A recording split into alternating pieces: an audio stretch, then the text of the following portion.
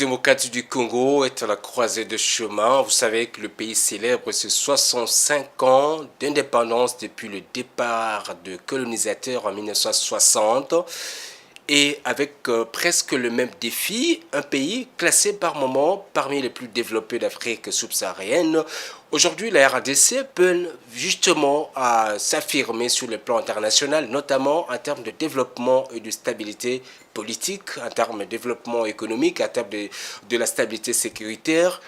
Et il y a deux acteurs, beaucoup d'acteurs qui contribuent justement, mais cette fois-ci, aujourd'hui, nous avons décidé de revenir sur un acteur particulier dont on parle souvent et peut-être pas, et on parle quand même, il s'agit de l'Église. Quel est le rôle justement de l'Église dans l'édification de la RADC depuis les débuts, depuis la création de ce pays, vous savez, qui a été créé depuis 1885, après la conférence de Berlin, et vous savez, depuis lors, l'Église a joué un rôle déterminant, notamment dans la socialisation de populations qui sont devenues aujourd'hui des Congolais, et aussi dans l'éducation, dans beaucoup de secteurs. Vous vous souvenez encore de l'intervention déterminante de l'Église catholique particulièrement et les protestants qui ont été dans nos villages, qui ont été un peu partout justement pour prêcher. Et semble-t-il la bonne nouvelle. Aujourd'hui, 65 ans après, ce sont le même défi. Les mêmes défis parce que le pays se recherche encore sur le plan politique. Sur le plan politique, vous savez que jusqu'aujourd'hui, la RDC n'a pas encore retrouvé sa stabilité sécuritaire et pour trouver la solution, il semble que ce sont les acteurs politiques et sociaux qui vont justement travailler pour que le pays retrouve son unité, retrouve son intégrité. Et aujourd'hui encore, comme en 1960, comme bien avant, la RDC se tourne aussi vers les églises. Les églises avec une particularité sur les églises catholiques et protestantes. Aujourd'hui, on a un acteur important, un penseur congolais qui n'est pas peut-être très connu, mais qui est connu quand même dans les milliers de religieux et qui fait des réflexions pour nous donner sa lecture de la situation et comment est-ce que l'Église doit trouver, jouer son rôle, jouer ces rôles-là dans l'édification de la RADC, dans le développement du pays à sa manière. Il s'agit de M. Alexandre Manunga, qui est retraité depuis 2019. Il a 74 ans, pour être clair, 74 ans. Ancien directeur général de l'hôpital Mutombo Dikembe, vous le savez, à Kinshasa.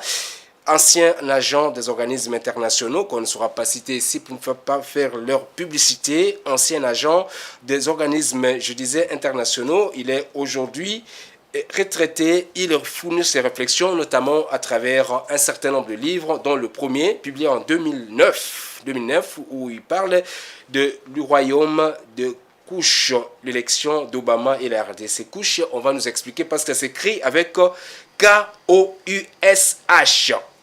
Son deuxième livre, il s'agit les fondements de la destinée politique de la République démocratique du Congo. C'est un livre qui a été publié une année justement après sa retraite, dont les manuscrits avaient été déjà confectionnés bien avant. C'était en 2020. Monsieur Manunga, bonjour. Bonjour. C'est avec plaisir que nous vous recevons sur ce plateau. Vous avez certainement de l'expérience à partager. Pourquoi s'intergivesse aujourd'hui en RDC et que doit faire l'Église pour sortir le pays de la crise, non pas seulement, et quel est le chemin que l'Église a parcouru, l'État a parcouru avec l'Église jusqu'à aujourd'hui? Merci pour la question. Dès le départ, il faut dire que la RDC, c'est un pays qui a une particularité. C'est que c'est un pays dans lequel les églises ont joué un grand rôle.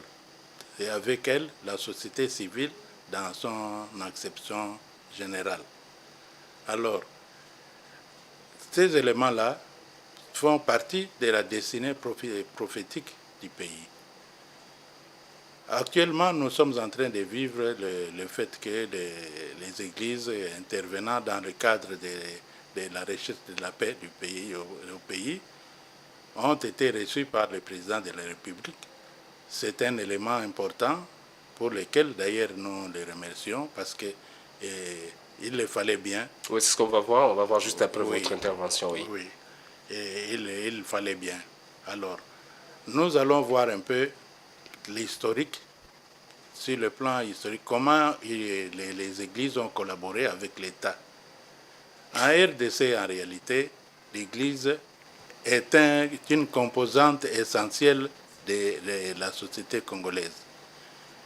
La crise, telle que nous la voyons aujourd'hui, vient du fait que, depuis l'indépendance, cette collaboration entre l'Église et l'État et le privé a explosé depuis l'indépendance.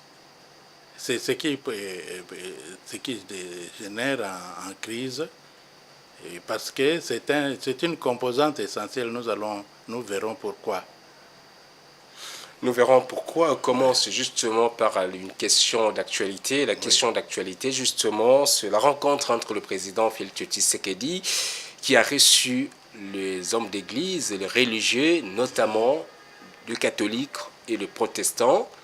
Et au cours à l'issue justement de ces échanges, il a été question pour le président de la République de réceptionner leur rapport de consultation qu'ils ont mené un peu partout à travers le monde auprès des acteurs tant sociaux, sur le plan sociopolitique, les acteurs sociopolitiques, je voulais dire, et afin de proposer un plan de sortie. Et ce plan, c'est utile, comme vous le savez, le pacte social pour la paix en RDC et dans la région des Grands Lacs. On se retrouve juste après.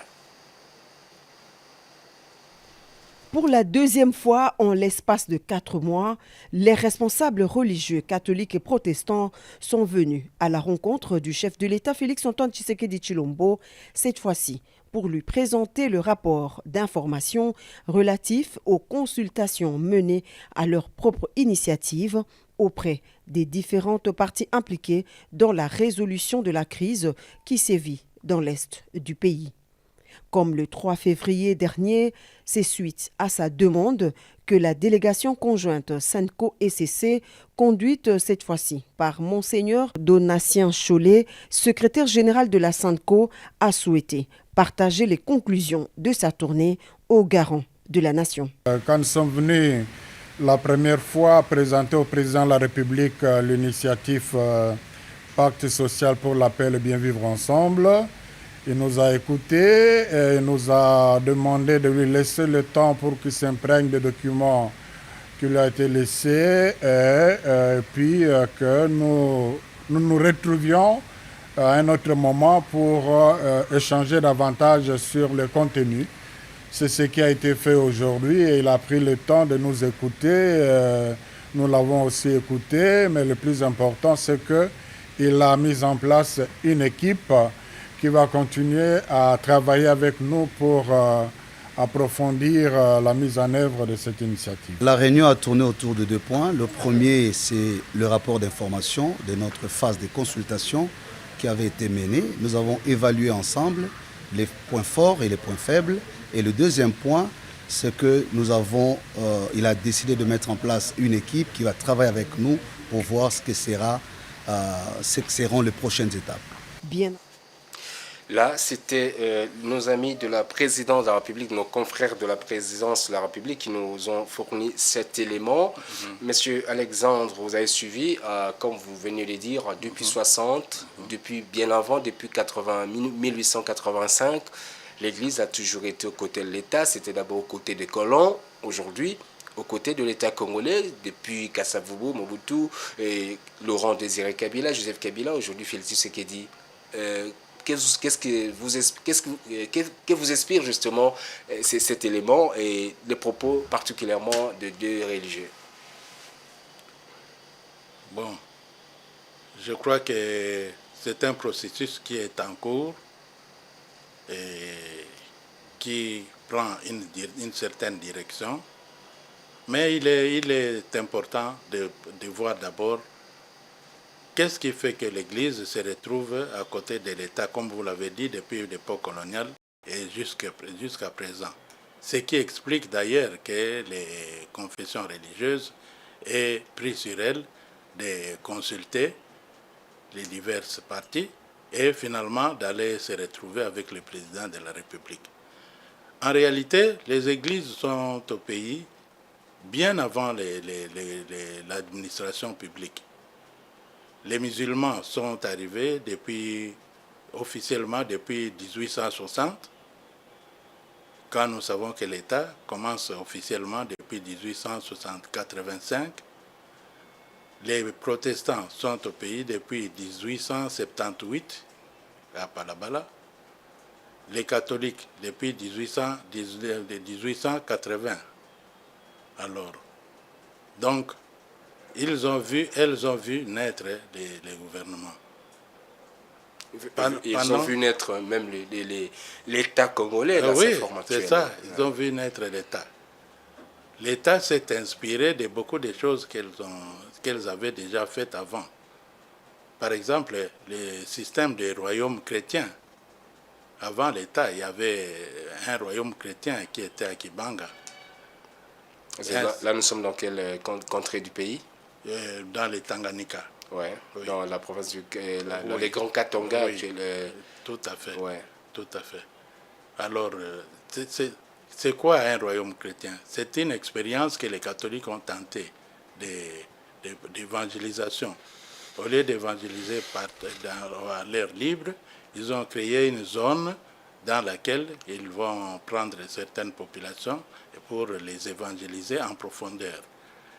Cette zone-là était à la fois une zone sécuritaire pour comprendre ce que font les églises aujourd'hui. Ça remonte de cette époque-là. C'était à la fois une zone sécuritaire, c'est-à-dire qu'il y avait une petite armée, parce que vous êtes sans oublier qu'à cette époque-là, la traite d'esclaves était très importante. Et donc les villages se sont réfugiés sous la protection des églises et dans cette zone. Donc c'était une zone sécuritaire, une zone économique à la fois, un orphelinat et puis des villages qui se sont mis plutôt sous la protection de l'église. Alors, l'église, quand la colonisation est arrivée, elle a constaté que les pays étaient grands et il y avait des maladies endémiques. Il y avait aussi l'insécurité, il y avait les traditions qui étaient persistantes. Il était donc difficile de pouvoir coloniser une population dans ce cadre-là. Alors il fallait un groupe ou une personne qui pouvait s'adonner à l'éducation de la population. Et c'est ainsi qu'ils ont constaté que non, il faut remettre ça à l'Église. Et c'est de là que remontent les rôles que l'Église commence à jouer. Vous pouvez remarquer que même aujourd'hui, ces défis continuent à persister. Les défis des maladies, les défis de l'alphabétisation, les défis économiques, ça continue à persister. Donc, l'Église a toujours son champ dans lequel elle pouvait continuer à jouer ses rôles. Bon, on va y aller graduellement. Oui. Dans votre livre, Le Royaume de Kush commence d'abord par ça. Kush, K-O-U-S-H. Oui. Ça veut dire quoi? Oui, Kush, c'est un royaume qui a existé là où se trouve le Sud-Soudan aujourd'hui.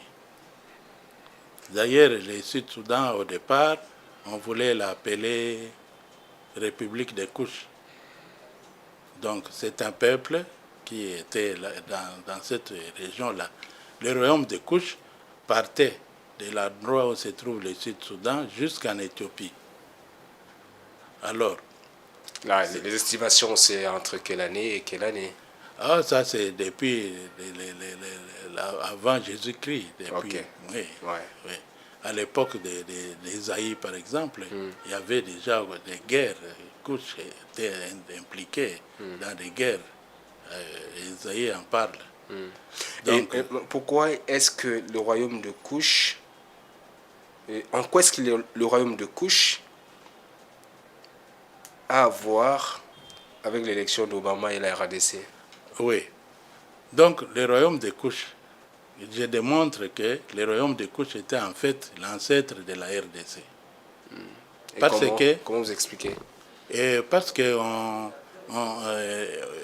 quand on remarque historiquement, le royaume de Kouch s'approvisionnait en RDC, en matière première. Il y avait l'or, il y avait les diamants, il y avait les plumes d'Autriche, beaucoup d'autres choses qu'il prenait à partir de la RDC.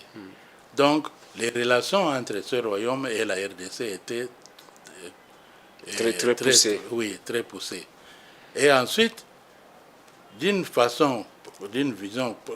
une vision prophétique, Ésaïe dit bien qu'il y a un pays au-delà des couches qui est traversé par beaucoup de fleuves et qui a des relations avec Couche, évidemment. Et ces pays, quand on regarde géographiquement parlant, ce pays ne peut être que la RDC. Ce pays qui est traversé par de multiples fleuves. La RDC, vous savez, comporte les 2 tiers du bassin du fleuve Congo. On va y revenir parce que là, ça fait l'objet de votre deuxième livre, Les fondements de la destinée prophétique de la RDC. Oui. Mais on revient d'abord à l'élection. Oui. Bon, vous dites que c'est il y a très, très longtemps que Oui. les deux entités échangeaient à l'époque. Je ne sais Oui. pas, la RDC correspondait à quoi. En tout cas, à partir de Kouch jusqu'ici, c'est des milliers de kilomètres. Oui. On ne peut pas parler du royaume du Congo là-bas parce que Kouch, c'est quand même là-bas. C'est très haut placé. Et comment l'élection d'Obama intervient dans Kouch et avec la RDC? Oui, Kouch n'est pas très loin de la RDC. Kouch, le Sud-Soudan a la frontière. Donc je avec parle la du RDC. royaume Congo. Donc c'est un peu plus au sud. Oui, Ça veut dire le Soudan, c'est l'extrême nord de la RDC, dans Oui. la province de Haut-Tuélé là-bas, et Oui. vous partez, c'est la frontière, et l'Ituri. Bon, aujourd'hui, et comment ces élections s'expliquent? Comment s'explique que les téléspectateurs puissent comprendre quel est le lien que vous faites avec l'élection d'Obama, le royaume de Kouch et la RDC? oui. En réalité, sans pouvoir l'expliquer en 2 ou 3 minutes, quand on lit bien tout ce que la Bible dit à propos de Kouch, on constate que Kouch était en fait, la RDC est une résurgence de Kouch, une résurgence moderne de Kouch. Oui. Parce que la RDC a 2 origines sur le plan spirituel. Une origine à l'est et une origine à l'ouest. À l'ouest, c'est le royaume Congo. À l'est, c'est Kouch. Et même dans la mise en valeur de la RDC, les pénétrations se sont opérées de cette façon-là, à l'est et à l'ouest. Donc, oui. Alors, quand on regarde les attributs que la Bible accorde à Kouch, ces attributs-là sont totalement, on les trouve plutôt à RDC. Oui, donc sans pouvoir entrer en détail. C'est surtout les fleuves. Ouais. Oui, parce que la RDC est caractérisée par de multiples fleuves. Et comment l'élection d'Obama a pu influencer cela et comment l'élection d'Obama intervient en ce moment? Oui. Bon, ça, beaucoup de Congolais ne le savent pas. C'est un sujet sur lequel il faut peut-être beaucoup épiloguer. Beaucoup de Congolais ne le savent pas. Mais la RDC, c'est la terre des Noirs. Je vais dire ceci. Toutes les races, dans le monde aujourd'hui, il y a la race jaune, ce sont les Asiatiques, il y a la race blanche, il y a la race noire. Toutes les races ont un pays qui démontre de façon péremptoire les capacités d'une race donnée. Les États-Unis sont, quand on dit l'homme blanc, qu'est-ce qu'il peut faire? On n'a qu'à regarder les États-Unis. Les États-Unis sont le pays de l'homme blanc qui ont le plus poussé la science à son extrême. Quand vous voulez voir ce que la race jaune va se faire, regardez la Chine. La Chine s'est développée très vite et a rattrapé quasiment les États-Unis sur certains plans. Alors, la race noire, par contre, n'a pas un pays où on peut, un pays véritablement de noirs qui fait voir ces capacités de la race noire. Et ce pays-là existe. C'est la RDC. Vu les potentialités que ce pays a. Pour être une grande puissance, on a besoin de trois dimensions. D'abord la superficie, la RDC là, 2 345 000 km². Ensuite, les ressources, quand le pays est vaste, toutes les grandes puissances ont une grande superficie. Les États-Unis, c'est 9 millions de km². La Chine, c'est 9 millions de km². Non, c'est au-delà. La Chine, c'est vers 17 millions. Non, c'est la Russie. La Russie plutôt. La Oui. Russie, c'est 17 millions. Exact. Oui, oui. La Russie, c'est 17 millions. Et même, c'était 22 millions à l'époque de l'Union soviétique. Ouais. Donc, et la RDC n'est pas négligeable, avec 2 millions de km². Ouais. Les ressources minières... Donc vous estimez que la RDC, et ça revient à la RDC de jouer ce rôle-là de pays pivot pour être la race noire, le pays de la race noire. Et d'ailleurs, je ne le dis pas en l'air, j'étais au Bénin. Un petit garçon de 18 ans qui m'a aidé, c'était un taximan, qui m'a aidé à faire les courses avant que je revienne. Là, quand il m'a emmené dans la chambre, avec les éléments qu'on a achetés, il me pose une question. Mais qu'est-ce que vous, de la RDC, vous pouvez venir prendre ici au Bénin? Il n'y a rien ici. C'est au contraire nous qui devons venir là-bas à RDC, parce que vous avez tout. Et ça m'a fait réfléchir. Quand le monde entier regarde la RDC, en tout cas, c'est ça la conclusion à laquelle on a abouti. Pourquoi la RDC est dans son état actuel, tel qu'on la voit, alors qu'elle a tout? Si la RDC pouvait poursuivre sa lancée, celle qu'elle avait eue pendant l'époque coloniale, aujourd'hui on devrait être parmi les grandes puissances. Et comme ça devait être le pays des Noirs les plus développés. Mais aujourd'hui, nous avons quand même des pays de Noirs qui sont en train quand même de prendre l'ascendance sur la RDC. On va voir par exemple le Nigeria qui a un PIB au-delà de 500 milliards de dollars américains. Vous avez le Kenya qui est en train de monter. Vous avez des pays comme la Côte d'Ivoire qui se réveille finalement. L'Afrique du Sud aussi, même si c'est métissé avec beaucoup de Noirs et de Blancs. Vous vous dites que la RDC a un frein et vous accusez justement sa population qui n'est pas suffisamment consciente de sa responsabilité de pouvoir partir. Exactement. Comment expliquez-vous cela? Exactement. Tous ces pays que vous avez cités se développent, certes, mais il y a un frein quelque part. Le Nigeria n'a pas l'étendue de la RDC. Pour être une superpuissance, il faut avoir de l'étendue aussi. Israël est une grande puissance, mais elle ne peut pas jouer un grand rôle mondial parce que c'est un petit pays.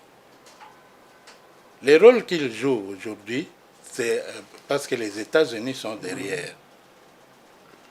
Alors, la RDC a non seulement les ressources, mais sa place au centre de l'Afrique.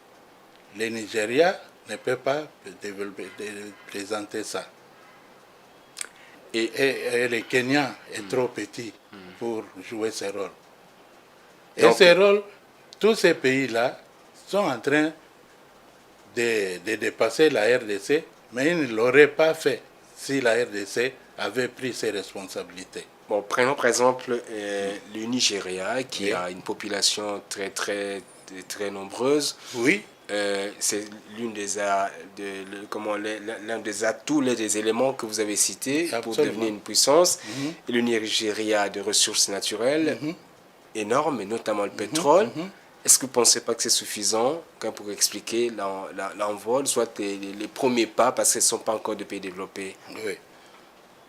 Je ne dis pas qu'il il ne peut pas y avoir d'autres pays développés, les Noirs. Quand j'ai dit les États-Unis, la Grande-Bretagne est aussi un pays développé. La France est un pays développé des Blancs.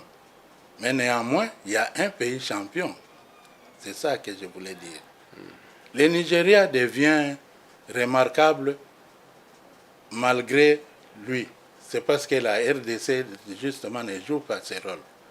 Mais en 60, la RDC était bien plus avancée que tous ces pays que vous avez cités. Même l'Afrique du Sud. Oui. Alors, Monsieur Manunga, vous revenez justement sur le rôle de l'Église, et c'est ça la thématique de cette émission. En ce jour, en ce mois de la célébration, de la commémoration de 65 ans, l'anniversaire de la RDC, on a dit que le pays est toujours occupé dans l'une de ces parties, des pans entiers de territoires sont occupés. Et le rôle justement que l'Église doit jouer, on a suivi le reportage sur la rencontre entre les chefs de l'État et l'Église, et les hommes d'Église, et comment les Églises font pour contribuer justement à ce développement, pour que la RDC devienne ce pays qui serait un pays de Noirs, qui devient une puissance, à l'exemple les États-Unis comme le pays des Blancs, la Chine comme le pays vous avez parlé de la race, c'est jaune, comme vous avez dit. Oui. Bon, les églises seules ne peuvent pas jouer ce rôle, mais elles peuvent jouer ce rôle en partenariat avec l'État. Et comment elles jouent leur partition? Oui. Leur partition, de leur côté, de leur part dans ces développements, comment ça se fait? Et surtout, c'est la suite du rôle qu'elles ont déjà joué pendant l'époque coloniale. Ce rôle est surtout dans le secteur social. On le voit avec les écoles, on le voit avec les structures médicales, on le voit avec tout ce qui est structure communautaire. Alors, en plus, il y a un certain rôle de guide. C'est d'ailleurs pour ça qu'il y a parfois des frictions entre les gouvernements et les églises. C'est parce que les églises parfois essayent de jouer ce rôle de guide. Et ce rôle, ils l'ont joué pendant l'époque coloniale. Je voudrais parler de quelques cas, parce que pour les écoles, c'est visible, c'est tout à fait visible, c'est accepté. Pour les institutions de santé, c'est aussi visible et c'est accepté. Mais ce rôle-là de guide, parfois, n'est pas très bien accepté. Prenons le cas en 1956, quand Van Bilsen, le professeur Van Bilsen, a publié le plan de 30 ans pour le fameux plan Marshall. Oui, pour l'indépendance de la RDC.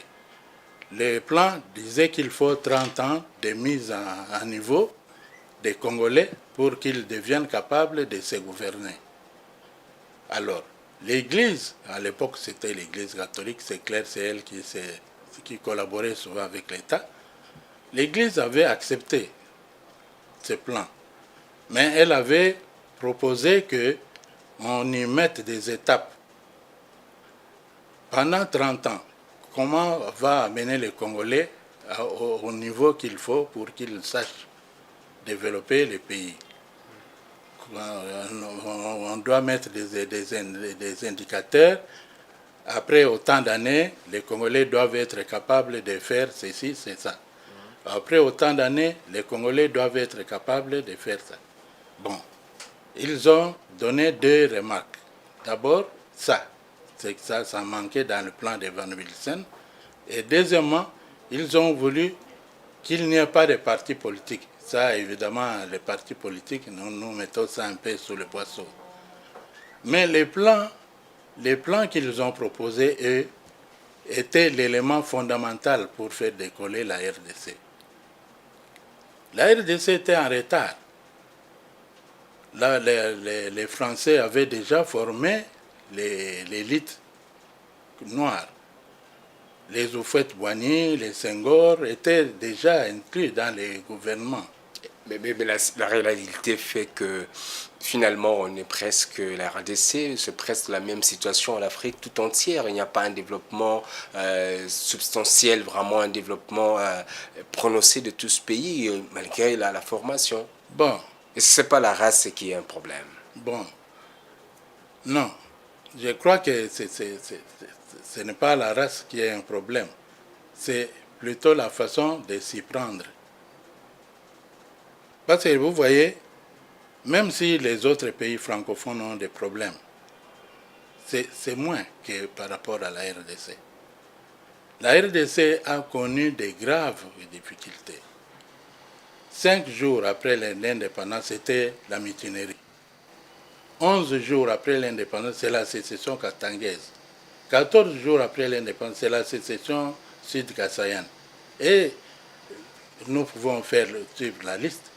De telle enseigne qu'il y a même un mot pour dire l'imbroglio, on disait congolisation de la situation.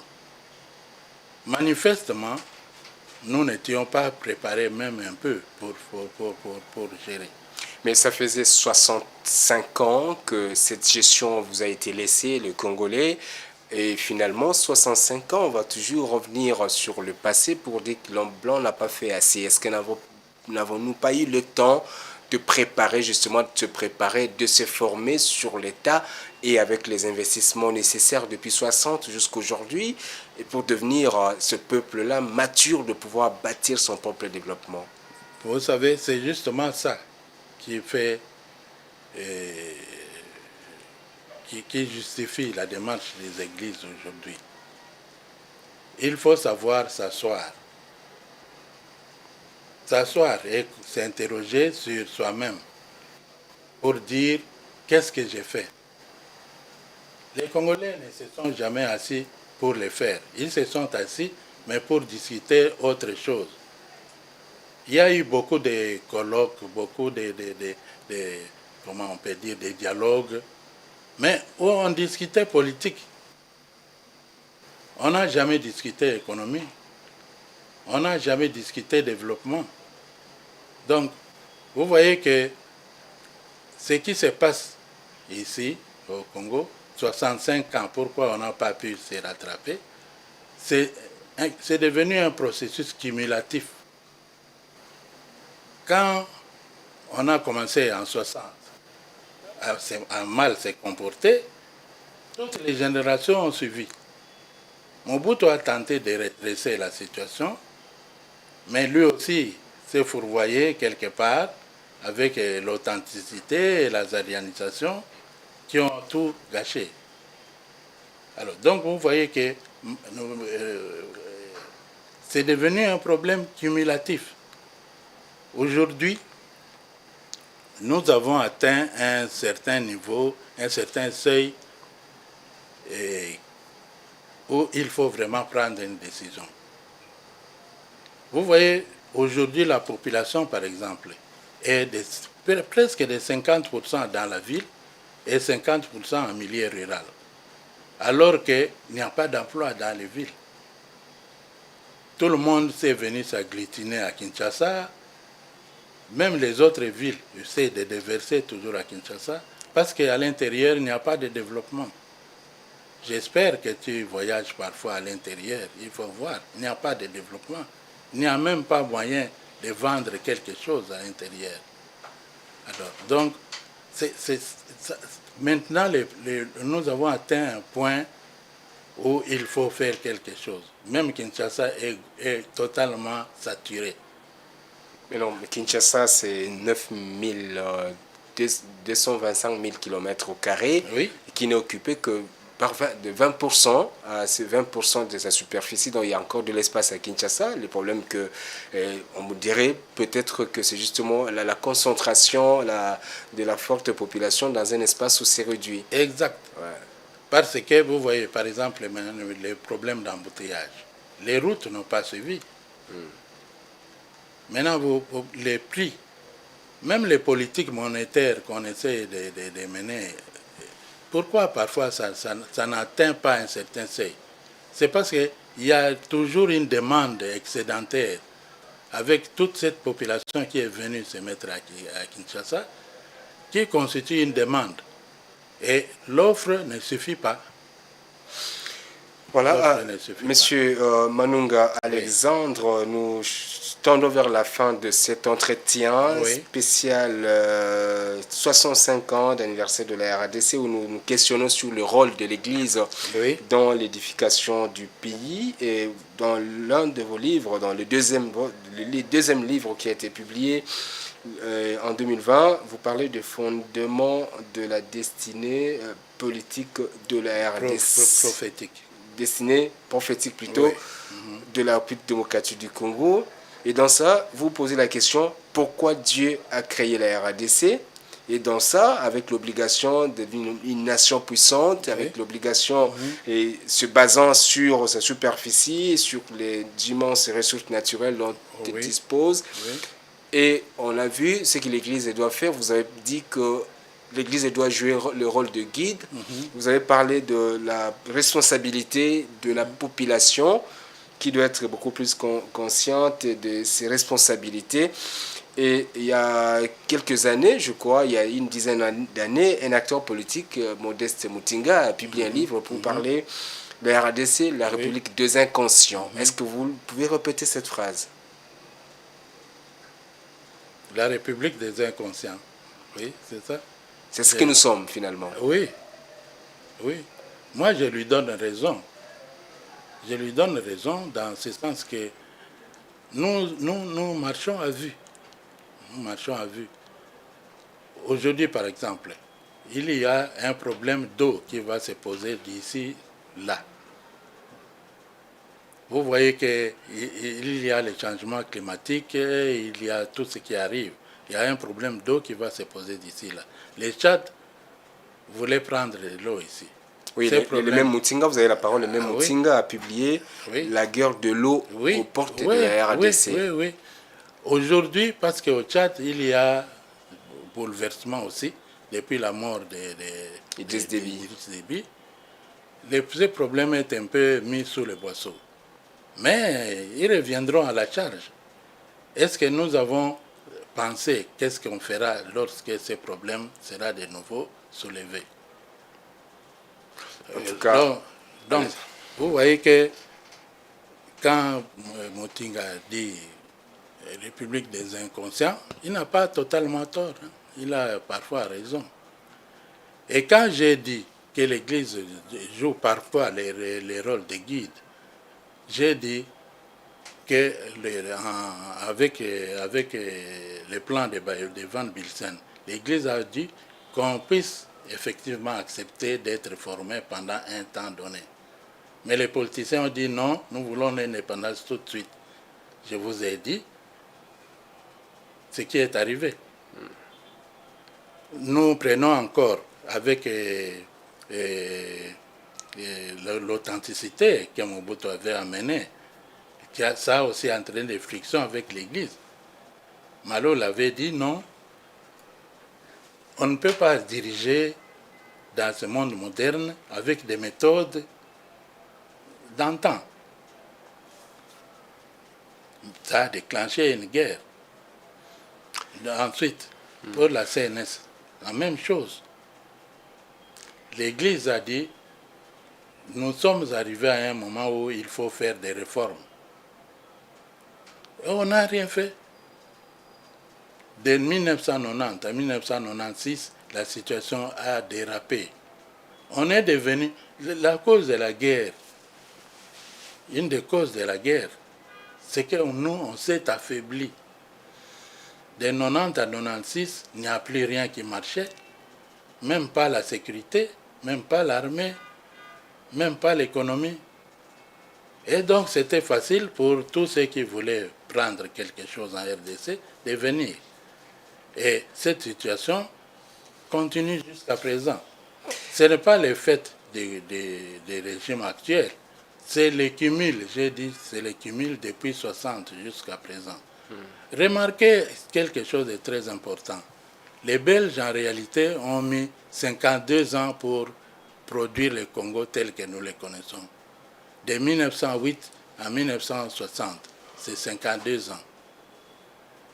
Si vous voulez prendre un peu plus, prenez de 1885, ça fait 75 ans. Si vous voulez encore prendre un peu plus, comme le roi Baudouin avait dit dans son discours, 80 ans. Mais nous avons déjà consommé 65. Alors, nous n'avons pas même fait la moitié de ce que les Belges avaient fait. Au contraire, nous avons encore reculé. Donc, tout ceci montre que nous sommes impardonnables, malgré les ressources que nous avons. Alors qu'est-ce qu'on va devoir faire finalement en 2025, 65 ans après, et qu'est-ce qu'on fait pour s'en sortir? Particulièrement, qu'est-ce que l'Église fait pour s'en sortir? Vous allez parler de rôle de guide que l'Église doit jouer. Et là, ça ne reste qu'au niveau des concepts. Dans les faits, qu'est-ce que ça doit se faire pour que ça marche? Non, justement, il faut qu'on puisse s'asseoir. D'abord, c'est dialogue. L'Église prône un dialogue. Qu'on puisse s'asseoir pour regarder de façon claire qu'est-ce que nous devons faire. Parce que je me rappelle, en 2010, le 30 juin 2010, sur RFI, on avait interviewé le patriarche Bomboko. On lui a posé la question, quelle est l'erreur fondamentale que vous avez faite en 60 qui a amené la crise? Il a répondu, c'est parce que nous n'avions pas une politique prospective. En d'autres termes, ils n'ont pas pensé à ce qu'il fallait faire après l'indépendance. Ils ont eu l'indépendance, mais ils ne se sont pas assis pour dire, bon, maintenant, qu'est-ce que nous allons faire? Ils sont partis à la table ronde. Et là, ils se sont assis, ils ont dit, qu'est-ce que nous allons faire à la table ronde? Ils ont dit, ok, nous demandons l'indépendance. Et nous demandons que les décisions qui seront prises à la table ronde soient appliquées par la Belgique et tout le monde. Voilà, il y avait un plan. Mais une fois terminée la table ronde, ils sont revenus. Chacun a pris sa route. C'est fini. Alors, vous avez la parole, mais allez-y. Et jusqu'à présent, on ne s'est jamais assis réellement pour penser ce qu'il faut faire. Ce qu'il faut faire,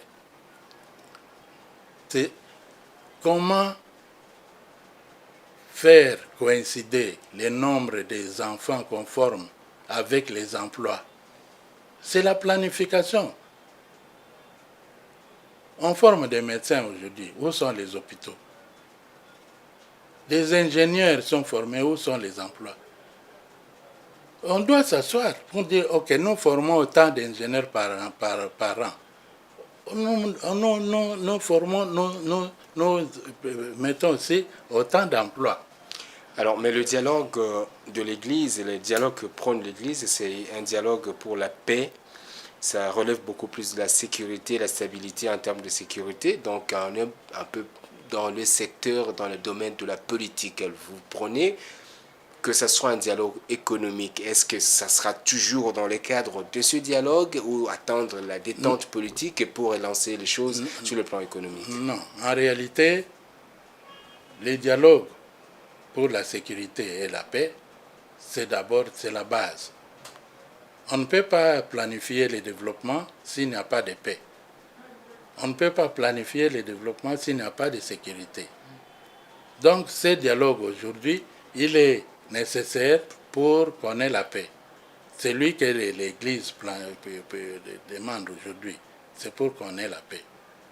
Mais les dialogues tels qu'il avait été demandé lors de la CNS, de la conférence nationale, c'était pour refaire la réforme des structures. C'était un peu ce que je viens de dire par rapport à l'économie, par rapport au social. Il faut un recours à ce qui s'est passé aux années 90, donc CNS, la conférence nationale souveraine. Non, pas nécessairement, mais il faut faire quelque chose de ce genre-là. Après le dialogue actuel, c'est après le dialogue actuel. Il faut quelque part On ne peut pas continuer à former des universitaires comme ça au hasard. Les universités sont plantées partout. Ça forme des cadres, mais qui serviront à quoi? Mais avec l'évolution du monde actuellement, le monde de 1960 n'est plus le même aujourd'hui avec les défis nouveaux qui arrivent. Et assez souvent, on parle des entrepreneurs. Les cadres peuvent aussi devenir des entrepreneurs, créer des entreprises, créer des structures pour justement s'auto-engager et puis engager les autres. Est-ce que c'est pas ça aussi les défis des universitaires congolais? Oui, oui, mais ça doit être assez marginal. Ça doit être d'à côté. Le pays, en tant que tel, doit être planifié pour faire face aux enjeux de l'emploi. Ça doit être planifié, parce qu'un emploi, quand on dit un emploi, qu'est-ce qu'on sous-entend? On sous-entend un salaire qui permettra de vivre du 1er au 30, qui permet de faire face aux soins médicaux, qui permet de faire face aux défis des transports et tout ça. Mais est-ce que tous ces emplois qu'on forme, cet auto-emploi, est-ce que ça permet de vivre décemment? Généralement pas. Donc, c'est quand on a formé, parce que même ces emplois que l'on prône, l'auto-emploi, que les jeunes puissent investir et créer et même leur emploi. Mais généralement, c'est dans la sous-traitance. Ils doivent venir s'incruster dans des structures qui existent déjà. Voilà, c'était une parenthèse. J'aurais voulu vous poser cette question. Oui. Avez-vous l'impression d'avoir à expliciter votre pensée ou soit vous avez besoin de donner un mot de la fin parce que malheureusement, la télévision, c'est le temps? Bon, à vous de voir, mais je crois que un mot de la fin est souvent nécessaire. Vous l'avez. Oui. Bon, je crois que d'abord une chose, c'est très important que le président ait reçu les confessions religieuses et que c'est même important qu'il y ait ce dialogue-là, que le pays puisse retrouver sa paix et qu'ensuite on planifie le développement du pays. Et là-dedans, les confessions religieuses ont un grand rôle à jouer. Et vous estimez que c'est ça, c'est ce rôle-là dont on attend de l'Église, en tout cas dans le contexte actuel? Oui. Dans le contexte actuel, ce rôle est celui-là, c'est-à-dire amener toute la nation au dialogue et puis créer la paix, amener les dialogues, créer la paix, la sécurité et faire en sorte que le pays puisse planifier maintenant le développement. Parce que jusqu'à présent, nous ne planifions pas le développement. Nous sommes là dans la guerre et l'insécurité. Voilà, je vais terminer par ma propre question, Oui. un peu une question qui dérange, justement, oui. Parce que sur cet entretien, sur ce plateau, je veux dire, j'ai eu à recevoir un certain nombre d'acteurs qui reviennent souvent sur les divisions au sein de l'Église. Il y a toujours des guerres intestines qui minent justement la structure, l'Église comme structure, comme corps, et qui fait que ça fragilise la démarche de l'Église et la démarche des religieux. Est-ce que vous partagez ce point de vue qu'il faut aussi qu'il y ait une certaine stabilité, une certaine unité, d'abord au sein des églises, pour que l'Église soit une force qui doit aider l'État, qui doit aider les pays, la nation à pouvoir se propulser? Oui, mais je crois qu'il faut une certaine unité au niveau des églises. Mais telles que les choses se présentent, il est presque impossible de penser que les églises peuvent être totalement unies.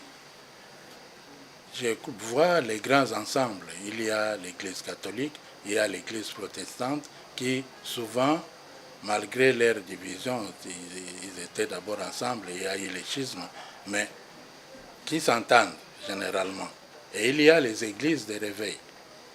quand on regarde les objectifs de chacun de ces groupements, les objectifs divergent et font que parfois c'est difficile qu'ils forment bloc ensemble.